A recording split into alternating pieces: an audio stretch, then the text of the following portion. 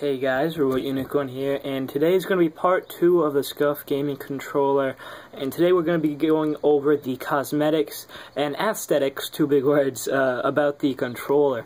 So as you can see with my controller, in the previous video, the part 1, I did the trigger stops, and right now we're going to be going over how to get your controller like white and blue or whatever types you want to do with it. So the first thing is opening the controller. So when you flip over your controller, you will notice, if you take the battery pack out, screws, screw holes. There's a screw hole here, here, here, here, here, here, here. So that's seven screw holes. So what you want to do is just take those out. It's a specific type of screw hole. I'll put the name of it. a specific type of screwdriver you need. I'll put the name of it on the video right now so you'll be able to see it, and I might put a link in the description to the Amazon thing to get it. I think it's like $5 for the screwdriver. It's not that bad, and if you're into changing your controller around, you might want to invest in that. I mean, it's only $5, so it's not that big of a big deal. So then we go into the actual controller. So I'll see you guys with the controller open, and we'll get started. Alright, we're back, and I took all the screws out. Here's the screwdriver, by the way. It's not like a Phillips head, but it's like a weird type of screwdriver. So again, you'll know what I'm talking about. So I took all the screws out, and then to open up the controller, what you have to do is, let me just try to balance this on my knee so I can film. What you want to do is take the controller, put your thumbs on the sticks, get like your fingernails around the edge, the controller's 2 halves. So then if you push down on the thumbsticks and lift up like on the crease of the controller, you should be able to pop it open. And now once you got the initial pop, you'll notice that like I could lift this off right now, the top off. And so all the buttons don't go flying everywhere. What you want to do is flip it over, and then well actually you can just pop it off. So now you just pop it off like this, and the buttons will go flying, but it doesn't really matter. So you can just move those buttons off to the side, take off this, and this is the little button pushing thing, and now you have the controller.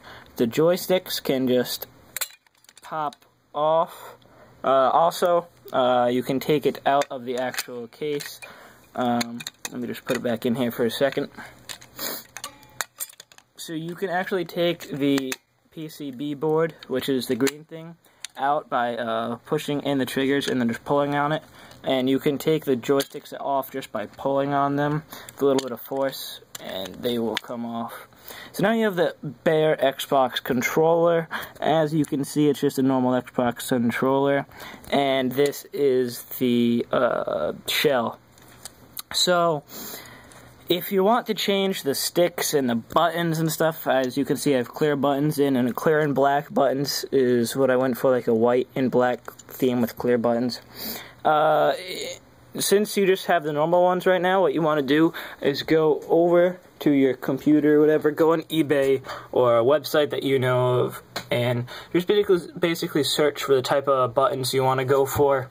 Right now, for example, I searched the bullet ones, and as you can see, they have the bullet ones. They just have plenty of buttons and different color sticks you can get. So browse around and find the one that you want, and then just order it. And once you have it, what you want to do is, for example, I have a box of some parts here from Xbox controllers. Find the part you like. For example, I'm going to be switching to a blue thing really quick. You know what, I'm going to keep it white. So basically, I'm just going to take them off and put them back on. So you have your sticks that you ordered and your buttons. If you change the sticks, you'll notice there's a certain way it goes in, and that's it, and it matches up with the thing on the Xbox. See how it's not a circle, it's like an oval. So then you just match those up, put that on there, and push, and that's how you get the stick on. So for the buttons, what you want to do is flip the front part of the shell over, and you notice that there's holes, and the buttons have little indents on them, like on the side. See how it's a circle and it has those little rectangles or whatever? Just match those up with the circles on here, and then just drop them into place, and they should fall right in. And then you have yourself custom buttons. Now for the bottom part, this part can just be pulled off like this. You just literally just pull it off. It's just on some pegs. It's just on pegs like that one right there. And then you have yourself a new custom bottom. And then for the buttons, what you want to do is there's just a little piece right here that you can just pop off. Really, all of the buttons can just be popped off in any way. It doesn't really, they're pretty easy to take off with a little bit of force. You just simply just pull them, and they should all be coming off pretty easy. This one's a little stuck on because I'm doing it with one hand, but there we go. So you have the black piece, and then you have, this should come in the mail or whatever if you order it, and it's like this, and then you just attach this one to the black piece or the new one, and then put it back on. For the D-pad, you just unscrew the tiny screws down there, and then this will fall off, and then you just screw in a new one. I'm not going to do it because that one takes a little bit of time. It's a little tedious. So now that you have your Xbox pieces picked out, you can throw it back together and screw it back on, and then you have your custom controller